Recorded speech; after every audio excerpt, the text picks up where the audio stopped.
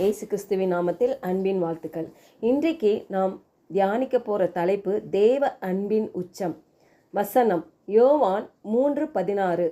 தேவன் தம்முடைய ஒரே பேரான குமாரனை விசுவாசிக்கிறவன் எவனோ அவன் கெட்டு போகாமல் நித்திய ஜீவனை அடையும்படிக்கு அவரை தந்தருளி இவ்வளவாய் உலகத்தில் அன்பு கூர்ந்தார்.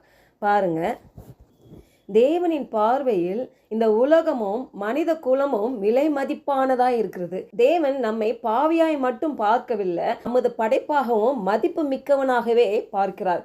தேவனுடைய அன்பு அளவிட முடியாத அன்பு. பாருங்க, நாம் தகுதி இல்லாத போதும் அவர் நம்மை நேசிக்கிறவராய் இருக்கிறாரு. அன்பின் உச்சக்கட்டம் என்பது கொடுப்பது. பாருங்க, தேவன் நமக்காக தனது பிரியமான தனது குமாரனை இயேசு கிறிஸ்துவை தியாகமாக நமக்காக கொடுக்கிறார்.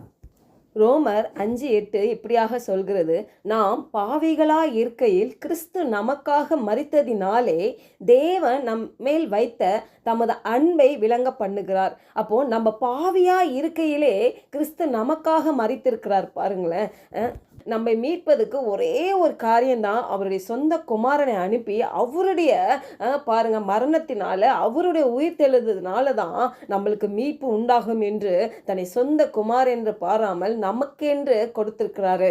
இந்த உலகத்துல பாருங்க, மனுஷன் என்ன தெரியுமா முதலாவது அவன் விரும்புகிறான்? ஃபர்ஸ்ட் அன்பு தான். அன்பு எங்க இருக்குதோ அதை தேடி தான் மனுஷன் போறான். பாருங்க, ஆனா இன்றைக்கு தேவன் சொல்லுகிற ஒரு காரியம், அந்த அன்பு பாருங்க நிலையற்ற அன்பு. அந்த அன்பு ஒரு நாள் மறையும், ஒரு நாள் அழியும், ஒரு நாள் மாறும். அந்த அன்பு இல்லையா, காலத்துக்கு ஏற்ற மாதிரி மாறும். ஆனா இந்த இயேசு கிறிஸ்து, இந்த தேவன் நமக்காக எப்போதும் இருக்கிறவராய் இருக்கிற தேவனாய் இருக்கிறார். பாருங்க, அப்போ அவர் என்றுக்கும் மாறாத தேவன். அவரு எப்போதும் நம்மோடு இருக்கிறாரு. நம்ம இந்த பூமியில தாயின் கருவில இருந்து நம்ம கல்லறை வரைக்குமே தேவன் நம்மோடு கூட தான் இருக்கிறாரு. அதுக்கப்புறமும் நம்ம நித்தியத்துல நம்ம அவர் கூட இருக்க போறோம். அப்போ இந்த அழிவில்லாத அந்த அன்பு பாருங்க, அந்த அன்பை நம்மளுக்கு உணர வைக்கிறதுக்கு தேவன் தன் சொந்த குமாரனை அனுப்பி அவரை காட்டுகிறார். அந்த அன்புக்கு பாருங்க, அந்த அன்பு ஒரு இன்ஃபினிட்டியான ஒரு அன்பு, அது முடிவில்லாத அன்பு நம்ம மேல. அந்த தேவ அன்பின் உச்சம்தான் கிரேக்க வார்த்தையில சொல்றாங்க அகேப்பேன்ட்டு. பாருங்க, அந்த அன்புக்கு பாருங்க நிபந்தனை அற்ற அந்த அன்பு. பாருங்க, இந்த அன்பை நம்ம புரிந்து கொண்டால் மட்டுமே பாருங்க கிறிஸ்துவை நம்ம ஏற்றுக்கொண்டு அந்த ரட்சிப்பை முழுமையாக பெற்றுக்கொள்ள முடியும். ஒருவேளை இதை கேட்டுக்கொண்டிருக்கிற நீங்க இந்த அன்பின் தேவனை ஏற்றுக்கொள்ள வேண்டும் என்று விரும்பினால் பாருங்க, ரோமர் 10:9 இப்படியாக சொல்லுகிறது என்னவென்றால், கர்த்தராக இயேசுவே நீ உன் வாயினாலே அறிக்கையிட்டு தேவன் அவரை மரித்தோரிலிருந்து எழும்பினார் என்று உன் இருதயத்திலே விசுவாசித்தால் ரட்சிக்கப்படுவாய். அப்போ வாயினாலே இந்த இயேசு கிறிஸ்துவை அறிக்கையிட்டு அவர் பாருங்க நமக்காக சிலுவையில மரித்தார், நமக்காக உயிரோடு எழுந்தார் என்று நம்ம இருதயத்தில் விசுவாசி வாயில நம்ம சொல்லும் பொழுது ரட்சிக்கப்படுவோம். இந்த ரட்சிப்பு பெறுகிறதுக்கு நீங்க மதம் மாற வேணும்னு அவசியம் இல்லை. நீங்க இருதயத்துல ஏற்றுக்கொண்டு வாயில அறிக்கையிட்டாலே போதும், அந்த ரட்சிப்பு நீங்க பெற்றுக்கொள்ள முடியும்.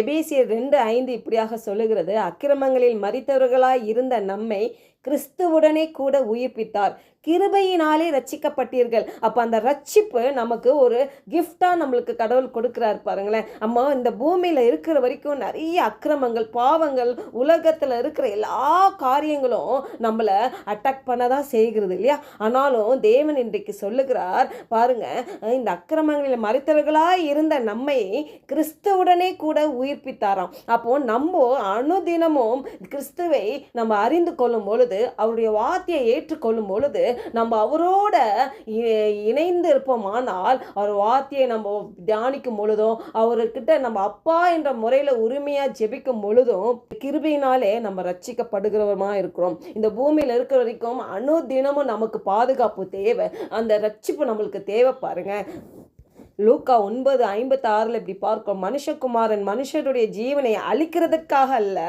ரட்சிக்கிறதுக்கே வந்தார் என்றார். அப்போ அந்த மனுஷகுமாரனுடைய ஜீவனை அழிக்கிறதுக்கல்ல, ரட்சிக்கிறதுக்காக தான் அவர் வந்தார் பாருங்க. நம்மளை பாதுகாக்க தான் வந்திருக்காரு.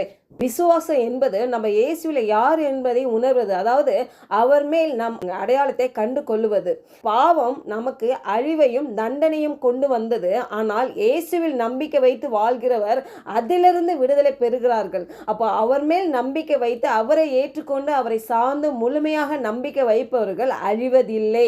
அந்த நித்திய தண்டனையை, அந்த நரகத்தை சந்திக்க மாட்டார்கள். மாறாக அவர்கள் நித்திய வாழ்வை பெறுவார்கள். இது பரலோகத்தில் மட்டும் கிடைக்கும் வாழ்வு அல்ல, இப்போதே நம்ம உள்ளத்தில் சமாதானமும் ஆனந்தமும் பூரணத்தோடு தொடங்கும் வாழ்வு. ஜெபிப்போம். பரலோக தகப்பனே, உமது அன்பின் உச்சத்தை நாங்கள் தியானித்தோம். இந்த அன்பின் தேவனே, அறியாத மக்களுக்காக பாரத்தோடு வேண்டுகிறோம் அப்பா. அவர்கள் உம்மை அறிந்து ரட்சிக்கப்பட்டு அந்த நித்திய ஜீவனை பெற்றுக்கொள்ளும்படி இயேசுவின் நாமத்தில் ஜெபிக்கிறோம் நல்ல பிதாவே, ஆமென்.